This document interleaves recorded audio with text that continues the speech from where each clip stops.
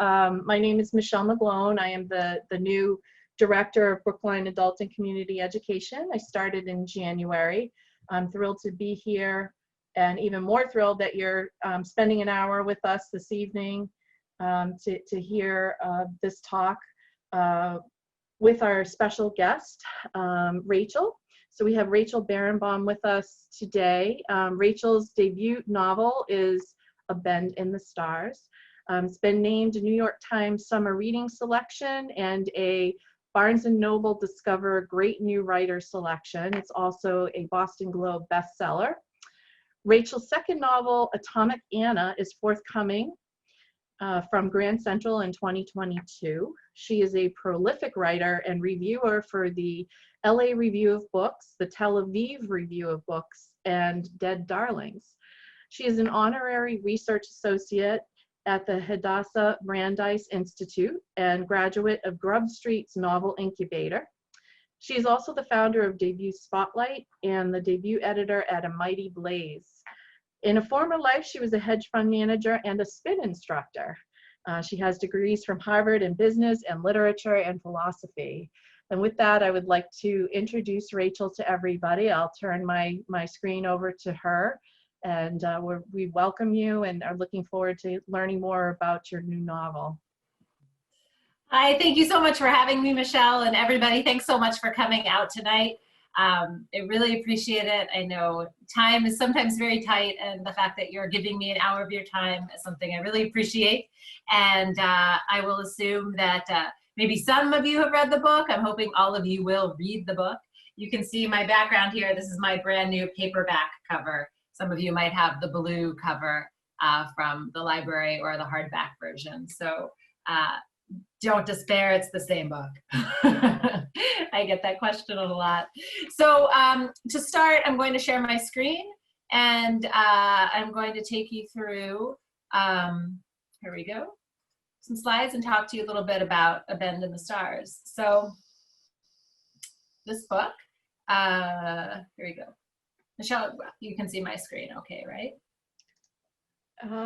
Yes, I can. Great. For some reason it's not going to, here we go. And is that, you can see that okay, right? Yes, I can. Yeah, it's about a quarter of my screen, but I can see it. Okay. Okay, great. So let me get started. So A Bend in the Stars is my debut novel, and it is set in 1914 Russia, and it's the story of a Jewish scientist who's racing Einstein to prove relativity. He has the idea, of course, from Einstein, but my main character, Vanya, has this equations, and to prove relativity, he needs physical evidence that can only come from a total solar eclipse. One is due over Russia. So he is rushing, hurrying to get to it, and he goes missing. And it's his sister Miri who saves him, who goes after him, who saves the family. She's my protagonist, and she is one of Russia's very first female surgeons. So she is also a feminist and a very unique character in Russia. So Michelle, are you seeing this in presentation mode, or are you seeing this in? I am not. I'm seeing it. It looks like in a slide viewer. Yeah. I'm sorry about that. Let me try something else. Hold on one second. Because I'm not sure why it's doing that. Here we go. All right, now are you seeing it in full presentation mode? Yes, Okay. Now it's full presentation mode. Okay, great. Sorry about that. Okay, so we're in 1914 Russia, and we are racing Einstein to prove relativity. And the question is, where did I get this idea? How did I come up with this race to prove relativity? Well, the truth is that it is an absolute real to life, true to life race. And I read about it in 2014 when I picked up this issue of Scientific American. I was reading it, and it said 100 years ago this month, Einstein was just on the verge, on the edge of proving relativity. He had the idea, he had equations, although they were wrong at the time. He just needed to get to this eclipse over Russia to get his physical evidence, a photograph, from which he could actually then calculate light bending, and he could figure out by how much to prove his math and his whole theory. Only World War I broke out, so he never made it. And it wasn't until 1919 that Einstein finally proved relativity, working with Arthur Eddington. Before I even put this article down, I thought, that's a book, because Einstein was not working in a vacuum. There were all kinds of other scientists and mathematicians racing him to prove relativity. They thought, this is a great idea. Maybe his math could be more exact. Maybe I could get that photograph before him. There were lots of people. There were other expeditions going to Russia. And I thought, what if I could create a character that beats Einstein? In real life, reports were that there were all kinds of rain and clouds, so none of the expeditions that were in Russia were actually able to photograph the eclipse, nor did anybody have the correct math at the time. But I thought, what if that was wrong? What if that was lost and somebody actually did beat Einstein? So that's where I got the idea. So Einstein at the time, 1914, what was he doing? Where was he? I just want to remind everybody that this was really early in his career, because I have to remind myself this all the time too. When I think of Einstein, I think of him, you know, in the front of a picture, he takes up the entire frame, the big hair, right? Funny faces, dominant figure. But actually look at him. He's all the way in the back of this picture. You can see him, that's Einstein. He is not the focus. He's working in the patent examiner's office. He's trying to look through machines that can be used to synchronize clocks. And he's thinking about, what is time? How do we count time? That is the moment that I'm trying to capture. Einstein is still not quite super famous. He's in the background. Some people think he's quacks. A lot of people try to write him off as a crazy Jew. There's a lot of anti-Semitism at the time. But I just like to bring this photograph up. This is a little bit earlier than 19, this photograph, but he is still in the background. He is not a figure in the front. So I just love that, because you don't find many pictures with him in the back. So I mentioned that there were some of these expeditions already launching, other people racing to Russia to photograph this total solar eclipse. And so when I started looking into it, and I thought, this is crazy. There was this whole race. I didn't know about this. I didn't know all these people were working on it. What did it even look like? And I found these pictures. And these pictures are from an actual camp in Brovary that was set up to photograph the total solar eclipse. So a little bit of background on my interest in Russia and why I found this so fascinating. I grew up with family that escaped from Russia. They left because of pogroms and anti-Semitism. And in particular, I had these two great aunts who came over for dinner every Friday night. And they would bend down and they would call me over and they would say, Rachel, come over. And I had to go over. I was the oldest. And I knew it was coming because it came all the time. And they would say, Rachel, do you know where we keep the passports and the emergency money? And I always knew, because they, you know, that was my job. And I always said yes. And they said, good. Remember, we had to run from Russia. We might have to run from America. Be ready. So I was terrified. And then they would say, I would say, well, tell me about Russia. What happened in your background? And they would say, we don't talk about Russia. We're Americans. We speak English. We talk about America. We move on. So of course, that's all I wanted to know about was Russia, right? So I knew about the time. I had read many history books, but none of them talked about this eclipse. None of them had ever talked about these camps. And I saw these pictures and I was just astounded. So I kept digging into the project, looking for the book, looking for my characters. And one of the things that really fascinates me about this idea, not only just because my family came over from Russia about this time, but also because 1914 was really the edge of an explosion of ideas, I call it. And some of the thinkers, some of the moments, the movements that were happening there, I put some pictures up here. You can see Modigliani, the famous artist, Freud, right? We have the fight for votes for women, equality for women here in America, and Chaim Weizmann pushing for the Balfour Declaration. There's an explosion of idea. There's a belief, a faith in human ability to find truth, a belief in truth, that we can find answers, that science like relativity is important and crucial for our future. And I love that. I absolutely love that energy. And this push, this moment where everybody wants to know, believe, we can figure out our universe, right? And that's such a moment. And I really wanted to capture that, because then, of course, World War I comes. And this is one of my favorite philosophers, Hannah Arendt, and she wrote, August 1914 touched off a chain reaction in which we have been caught ever since, in which nobody seems to be able to stop. World War I was horrific. There's no question about that. And we went from this high, this faith in human ability, these ideas, right, to survival mode, and it was disastrous. And then Arendt argues maybe we haven't come out of it. I don't know how off she is, but I loved that energy, that moment, and I really wanted to capture it. And so that's what I really tried to do, is capture the spirit, particularly in my character of Miri, one of the first women to become a surgeon in Russia. And I wanted her to, that her ambition, her belief that she can help, she can save people, to really embody that energy of 1914. So how did I dig into Russia? I mentioned that I had done a great deal of research and reading about Russia in that time period before on the background. So I knew the facts, I knew the history, but I didn't actually know what it looked like. I had no idea. And that's very hard as a writer, because you can know the facts and you can know in theory what something might, how it might happen, or, what the vehicles or the trains or the trams might look like in theory, right? That they have trams, their cars, whatever, right? Horse-drawn carriages, but you need to be able to see them to write them. So I put characters, for example, on a train. Well, a train in 1914 obviously doesn't look anything like a train today. So to figure that out, I really dug into vast pictorial troves, right? Troves and troves of pictures that I could find to help me see life in 1914 Russia. And I started here with this National Geographic magazine.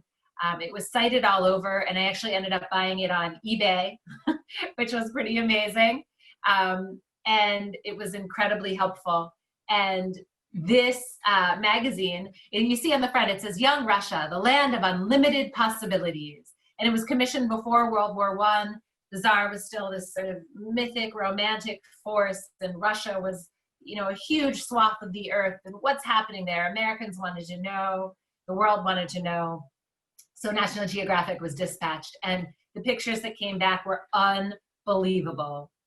And this magazine really started me on my understanding of what it was like.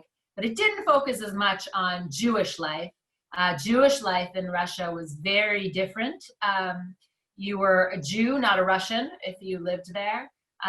So, according to my family and my great aunts, it was terrible. It was such a horrible place. They didn't even want to talk about it. And driving my research, I kept thinking, was it really that bad? Was it really that bad? Because they sometimes exaggerated, right? Was it that bad? So then I dug into Yevo, which is an online encyclopedia. And I came across many, many pictures like this, Jewish family living in Russia. And the answer I found was, yes, it was that bad. I mean, look at this. Look at these people. It's their faces, the ill-fitting clothing, ragtag, the hunger. I mean, this picture just haunted me the entire time I was writing this book. It was that bad. That's why my family didn't want to talk about it. It was this bad. So what did Russia really look like? What was it like to live there in 1914? And again, I tried to really dig down so that I could write the scenes as if everything in the book was real except for the characters. So I wanted to basically set up the streets. I wanted to describe the buildings, everything that anyone came across as something that could have really been there, except for my characters, right? So I'm dropping them into history, and I paid particular attention to all those kinds of details. They are all historically accurate and correct.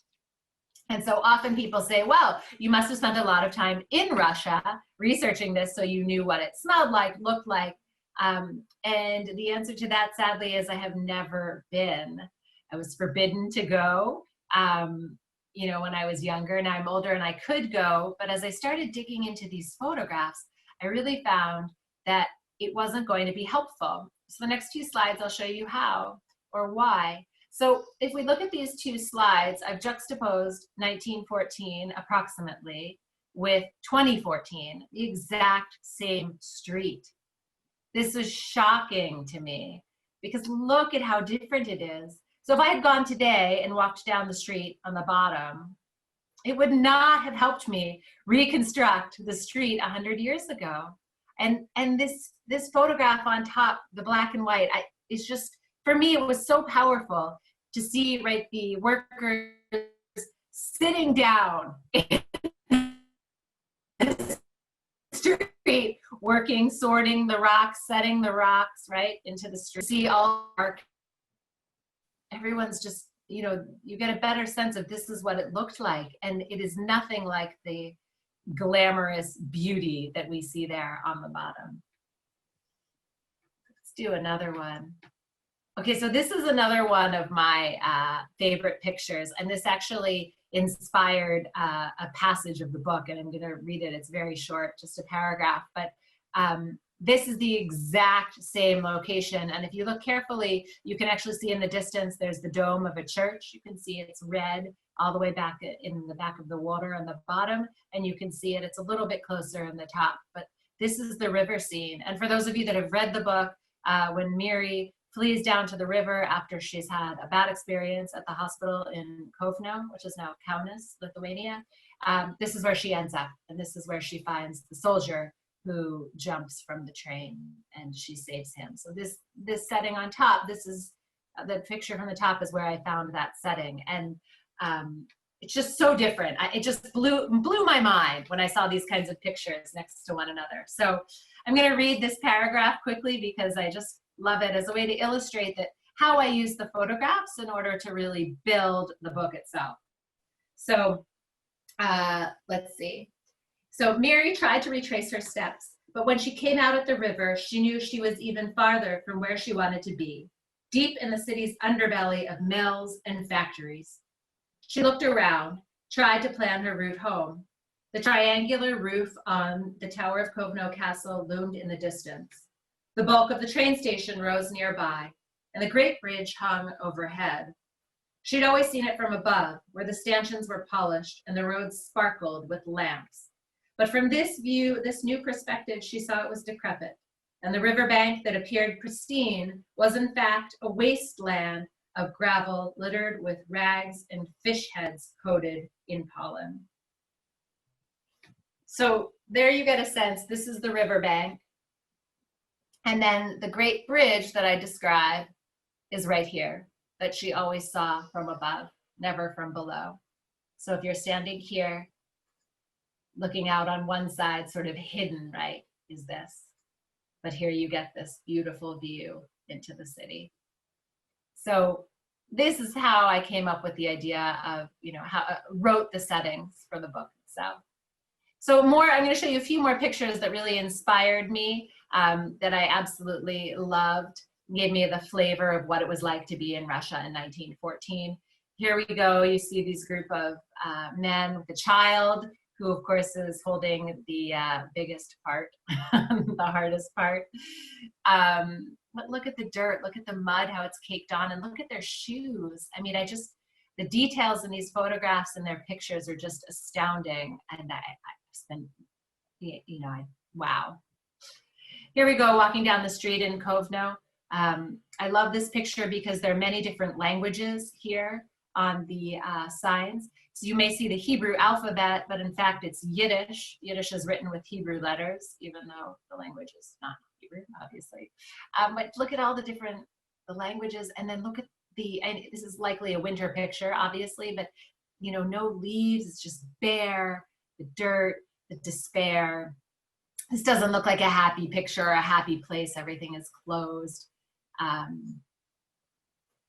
This is another one of my favorites because the man in the black hat here is a matchmaker, which one of my characters, their Babushka, Marian Vanya's Babushka, is also a matchmaker. And so this man is standing here again with Yiddish in the background, trying to help the gentleman in the white hat find his beloved. And I just love this picture, is this moment, and you know, the guy sort of sneaking into the back. Again, you see, you know, some of the details here are The wall isn't quite, it's not a pristine wall. There are cracks behind them. There are big barrels coated in dirt. Everything's sort of mismatched. And just look at their shoes, their coats. I loved these details, super helpful. This is a picture of Riga. This was actually a postcard. And I loved this one because here you get the picture of all of the trams, right, the lines overhead. And I described the spires looking up, sort of rising up from the city like bejeweled fingers. It was gorgeous if you weren't in the Jewish section. And I think this picture gives you a piece of that energy, very different from Kovno, and a piece of what it might have looked like to be walking down the street there.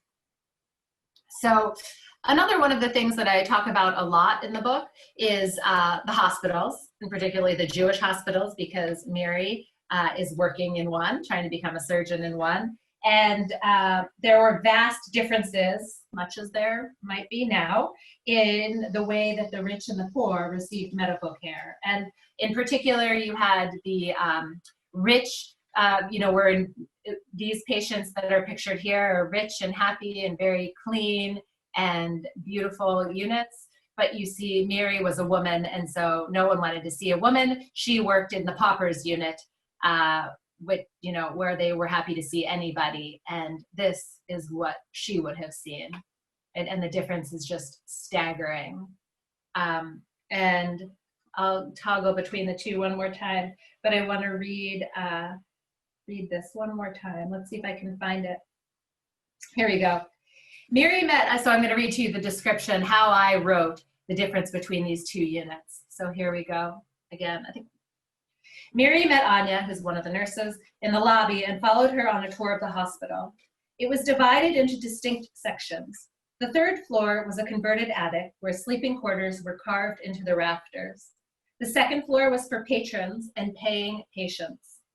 Separated by a marble lobby, the men's and women's wards were gilded and frescoed, lit by chandeliers.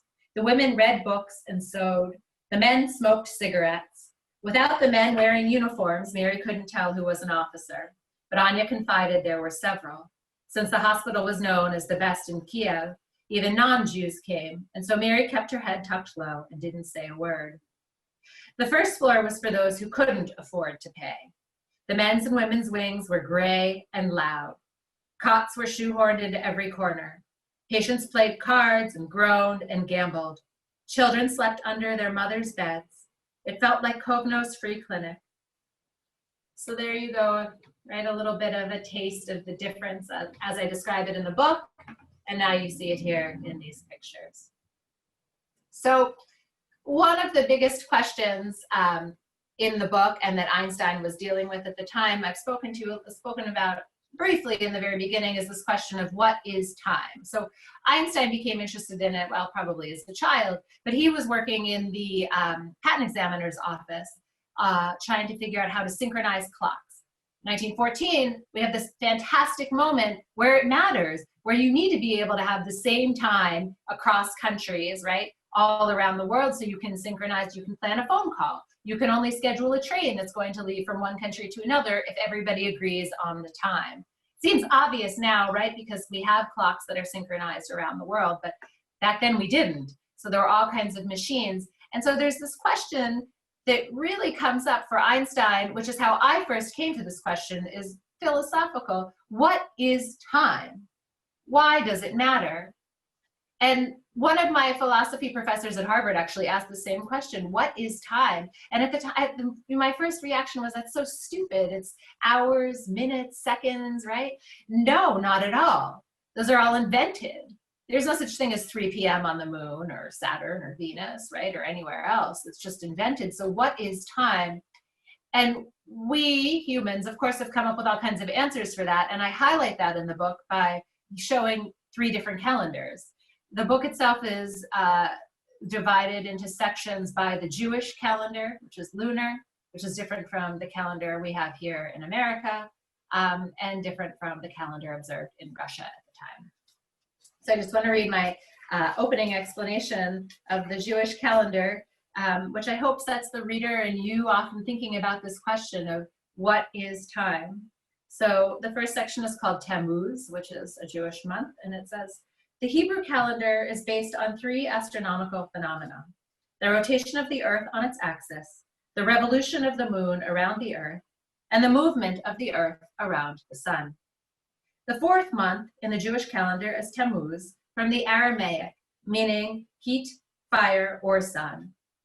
It is said that during Tammuz, in the midst of battle, Joshua ordered the sun to stand still. God heard his pleas, and the day stopped. Only the moon continued sliding in front of the sun. So each section in the book talks about a different Jewish month and the significance. So I'm going to end the slideshow here. Here we go. And see if we open it up to some questions, and we can go back. I can keep talking about relativity and get into a little bit more of the science. But I think maybe this is a good breaking point to see what you guys are thinking about and what questions you have. I think we're a small group, so bring it on. Yeah, if people would like to unmute themselves, please feel free to do that if you'd like to ask a question or if you'd like to use the chat.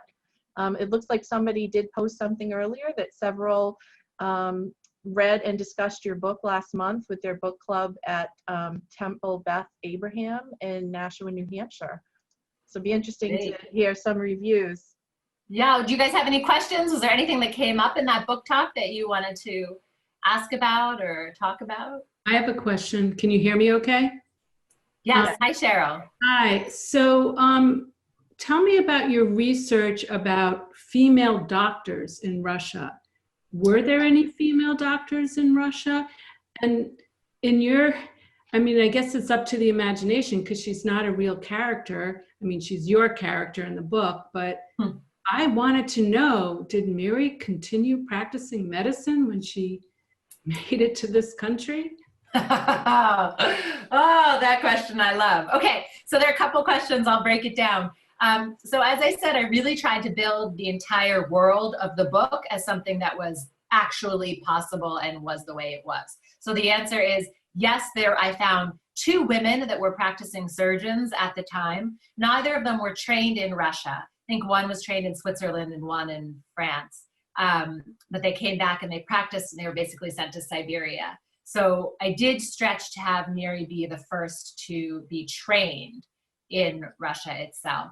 But it certainly absolutely was not, women soon after that were jumping in and becoming surgeons. And in terms of the title doctor in Russia, it's a little misleading because it's sort of a title that many people could have regardless of your training level, right? But you elevated to surgeon would be like the top doctor.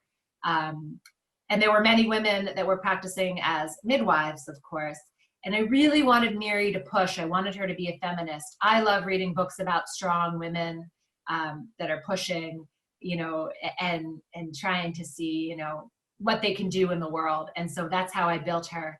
And yeah, it was amazing. I actually had a Russian scholar contact me to talk about this. And he said, absolutely, it was all spot on. That was in my very last book talk, that she could have been there. It was so close in time to make her the first. So that is definitely all true.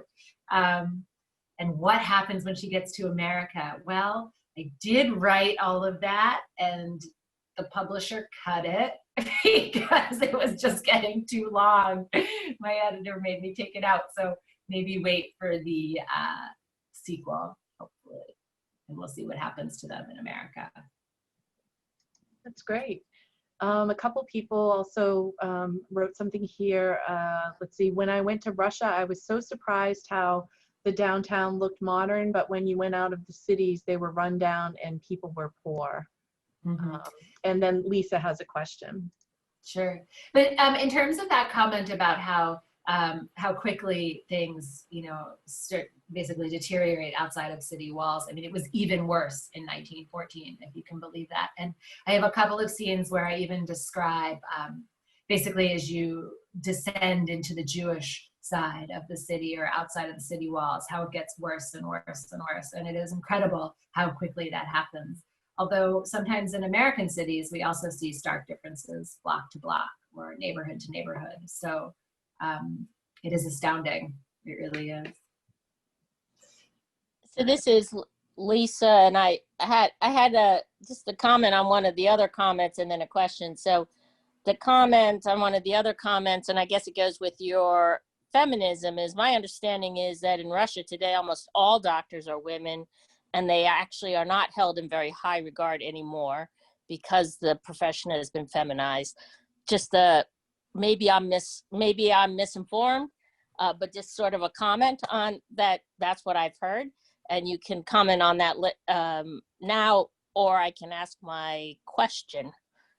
So I really don't know enough about the current state of doctors in Russia or the percentages to talk about it now. So I don't know, except that I do know the system of being called a doctor is very different from that in America. Talking to my friends that are doctors, that's what they all kept saying. They just throw that term out all the time. So that's all I know about current medicine there. So what's the question? So, and again, I don't have a citation, and I apologize, I haven't read your book yet. But my understanding of a lot of Einstein's early thought experiments, he actually worked with his first wife, who I believe he just wasn't very nice to. And so there is kind of a feminist angle there. Did you think about that at all as you were writing your story? Yeah, Mileva. So, I mean, she certainly was a genius in her own right.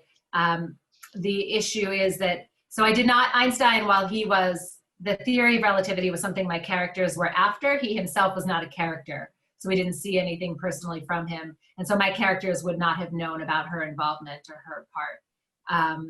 And, you know, it's a tricky issue because I know there have been some fantastic books written about it, and Einstein's wife, right? There's some great stuff out there. You know, where I came down was it's hard to tell exactly what is true and what isn't. And, you know, I think she definitely should have gotten a lot more credit, some credit, right? Because she got none. And luckily she's being revived in history's eyes now. And I'm thrilled to see that. And I would love to see more, you know, more about her as we move on. But Einstein wasn't part of the story. The story was about Miri and Vanya and what relativity meant and what they needed to do to prove it. And so that's what I focused on. I didn't write about how he really came to the idea or the equations or anything else. Can I ask another question? Yeah, sure.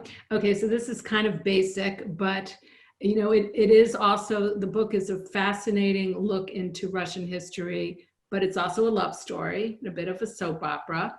And as you were writing it, was it always your intention that she was going to end up, when I hope, spoiler alert, that she was going to end up with Sasha?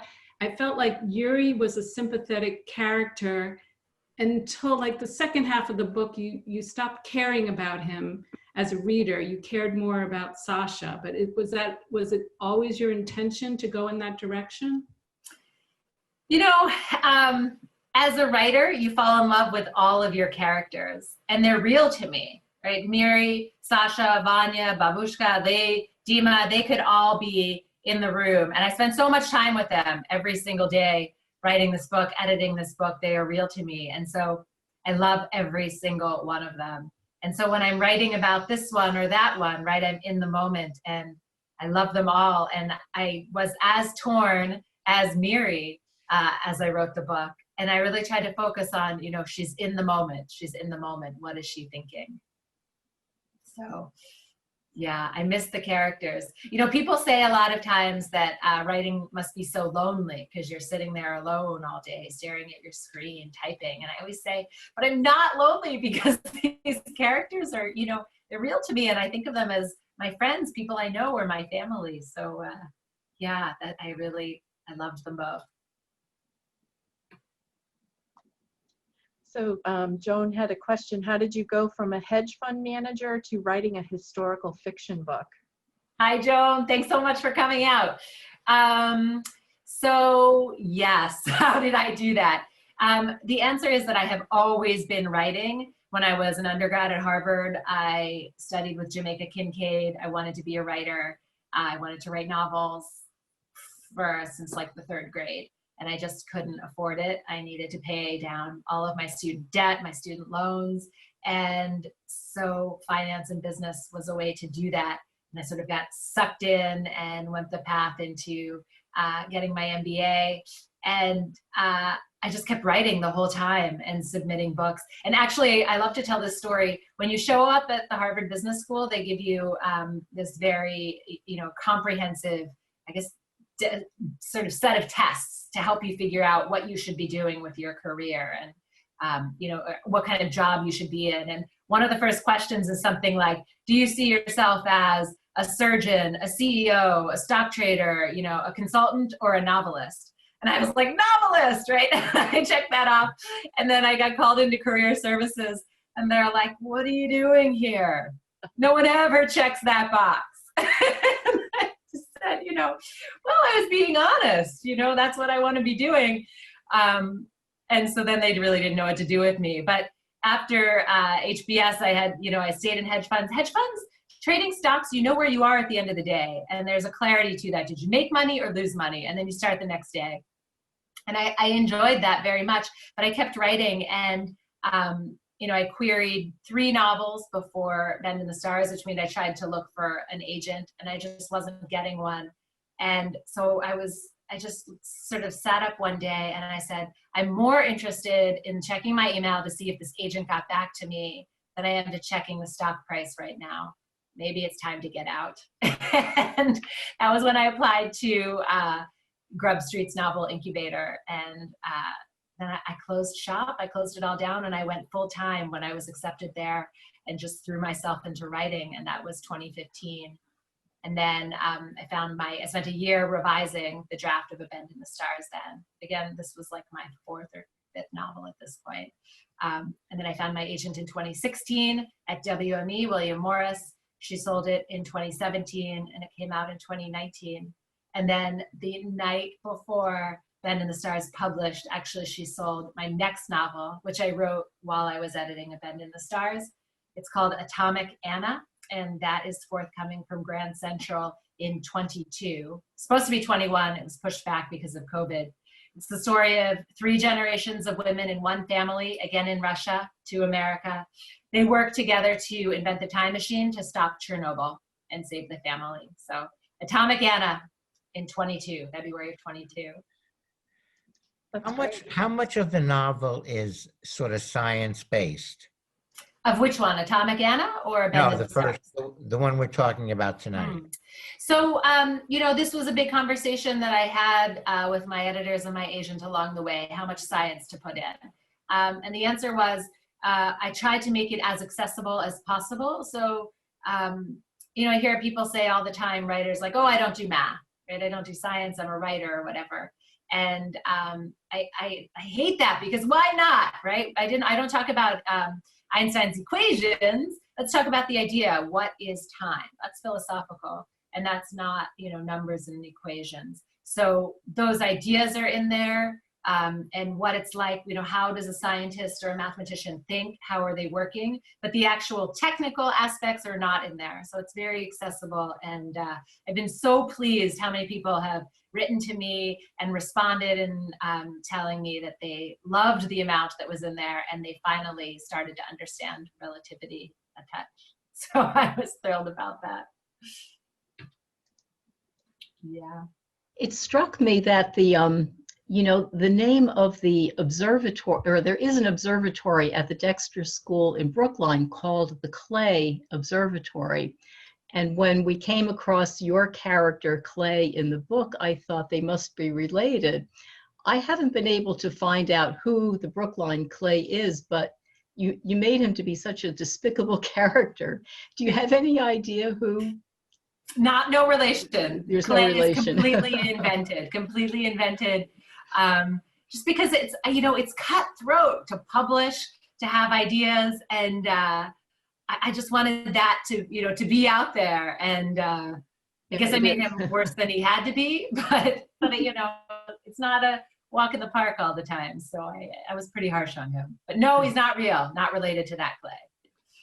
Thank you. Yeah, thank you. I kind of love that. I've got to look into that now. I didn't know that. I can't find, I can read all about the observatory, but I can't find who it's named after. But if I Right. find it, I'll let you know. Thank you. That's awesome. I will check that out. I think there was a follow-up in the chat to one of the other questions, like, you know, for future novels, will you focus on other countries? You've mentioned, you know, you still have the Russia to the United States focus in your Atomic Anna. But, Yeah. So in Atomic Anna, I use another part of relativity, which is this idea that gravity can distort time. And so I have a loose sequel. The third novel that I've just started is called Dirty, Sexy Communists for now. And it is, again, here I'm moving forward in time, though, because we're at the Soviet Union and the US. And so I think those three together will sort of end that time period. But I just am so fascinated with it. And I think there's so many myths, and people try so hard for some reason in Hollywood is to romanticize Russia or parts of the Soviet Union. I mean, certainly we see some of the harsh parts, but like, let's also see some of the realities. What was it like to live as a Jew in the Soviet Union or in Russia? And you don't see that represented or written about as often as I would like to see. So I guess that's part of why I'm still so obsessed with it and drawn to it and keep writing about it. were you able to share your story with, you mentioned your aunts earlier? Were Yeah, they so alive to hear it? Yeah, no, they passed away Oh. back when I was in college. So yeah, and I guess maybe that's part of why I haven't been able to go to Russia myself. I just hear them in my head, right? We left. Why do you want to go back? There's nothing to see. So, Wow. Can you expand a little more on what Grub Street, when you say the incubator, like what is that, the novel incubator? yes, thank you for asking, because I absolutely love Grub Street. They are a Boston literary arts center, and they sponsor and run all kinds of classes for writers at all different stages and all different genres. So if you want to write poetry or screenwriting or memoir, nonfiction, whatever you want to write, they've got a class and an amazing teacher. The novel incubator is the program that I did. It's a one-year application-based program. And I know they have one for memoir too. And so basically you apply with a full draft of your novel, and then you're in a cohort of 10 people, and you spend your year basically going through each other's drafts and rewriting your book. I think I rewrote it 3 times in that class. And it's super intensive, and it takes up, because for me, I did it basically as my full-time job, because I left hedge fund, I left stock trading, and I was all in, because I'd always been writing sort of part-time, and I wanted to know, could I make it? Could I do it? And I found that if I only do something a little bit, it doesn't really happen. So you got to jump all in. So I jumped all in, and with Grub Street, and it was incredible. They also run this like a conference at the end. It's called the Muse in the Marketplace, and writers can go there. This year it's going to be all virtual, but if you wanted to meet agents, they have a publisher's marketplace, or there's some sort of a marketplace, manuscript marketplace, that's what it's called. So you could be in touch with agents or publishers. You can meet all kinds of other writers, take seminars. It's incredible. And that is where I met my agent, actually, because you just, at some point you have to put yourself out there and get ready and see if someone's going to like it. You spend all this time at your desk and you go for it. So that was all through Grub Street, and they are operating classes online right now too, so you could take them remotely. And I strongly encourage anyone who is even thinking about writing to check them out. That's great. It looks like Dale printed a map of 1914 Russia to see the relationship of the cities that you mentioned, and then Cheryl mentions maybe you can travel to Russia on a book tour when the novel is translated in Russian. Thank you. That would be amazing. Actually, so it's been released in Sweden in the past few months. and it seems to be doing very well in Sweden. I don't know, so it would be really fun to be over in that side of the world to see it, but we'll see. And I love that Dale printed out the map, because I spent a lot of time staring at it and thinking about the travel between the cities. And as part of the research, how long would it actually take to go from Kovno to Riga? How realistic were my estimates of how they traveled on trains? And there's a lot of debate from historians, from experts, on how long it would take, how long the trains might stop here or there, how bad the tracks might be. And I just found that fascinating, because, we're talking about, is it going to take you 2 weeks or 2 days? And today we don't have that problem with travel, usually, right? Back when we were traveling, you would know, you look at the plane schedule or the train schedule and these things, but you didn't back then. And so while that part of the research was very frustrating, it was also fascinating to me, because that's why Einstein was working to synchronize clocks, to figure out, to come up with schedules and to figure out how long these things take, to make it easier so you could get on a train. So that was really fun. So Joan is asking, was Babushka based on your grandmother's character? She was. She's the only one who was based on a real life character. I say based, right? Because there were some things that were a little different, but that same, push and belief in her children, grandchildren, family to keep going. And to be so open-minded. I think that was hard. And I really wanted this family to be forward thinking, because I think that captures the spirit of 1914. And, I also like a little bit of the humor, because she didn't take herself too seriously, Babushka or my family. So I was glad it was actually my grandmother and her sisters. So they were, very strong force there. Well, I love how you're able to weave history in through the story to make history come alive for people, and also the science, behind everything that happened. I think that's a really good way to learn about it and pique, somebody's interest, and the fact that you have, all the different degrees from Harvard with, business background as well. I think it probably also adds to the way you write, in your analytical thinking and everything. So I'm glad you stuck it out there, and you're able to do a lot, with what you've accomplished. Thank you. So I think we're getting towards the end. So I just want to ask people if you have any more last minute questions or anything else you guys want to know about or talk about. Let me hear about writing itself. Sometimes people love to ask me about writing or anything else, other books to read, stuff like that. Okay, so I have another question. I'm always like the student raising their hand. Great, I love it. Tell me a little bit about your writing process. Like, do you write early in the morning? Are you disciplined about when you write? Can you sort of walk me through it? I don't know how rigid you are about your schedule, but I'm just curious.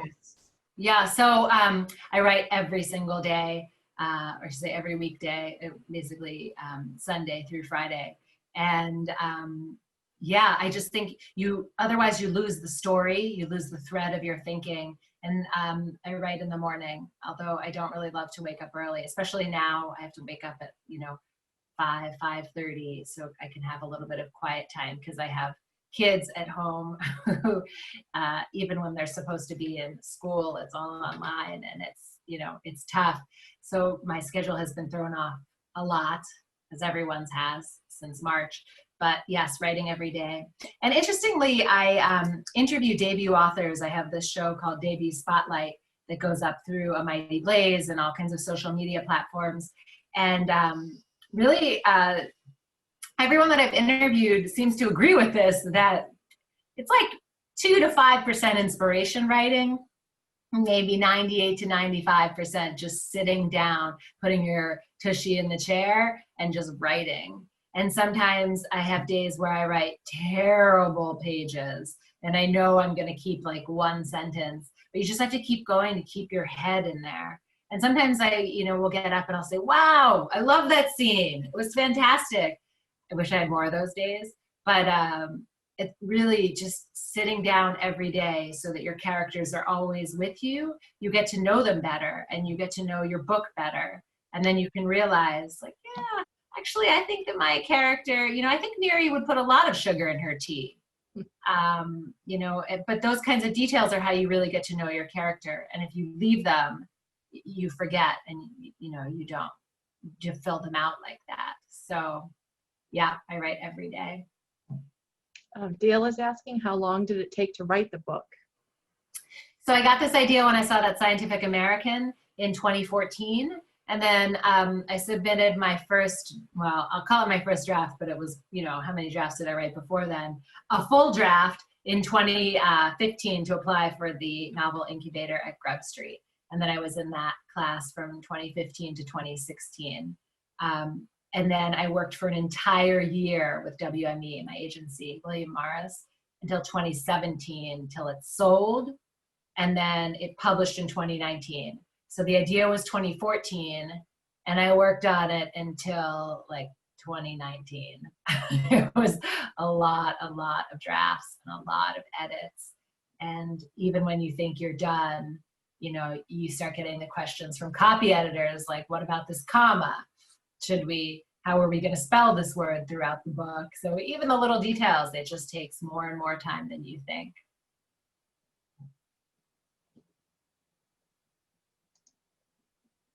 All right, well, I think that might be it for the chat, for the questions. Does anybody have any last minute questions before we wrap things up? Fantastic. You guys have been a super audience. Thank you so much. Please go out and buy the book from the Booksmith.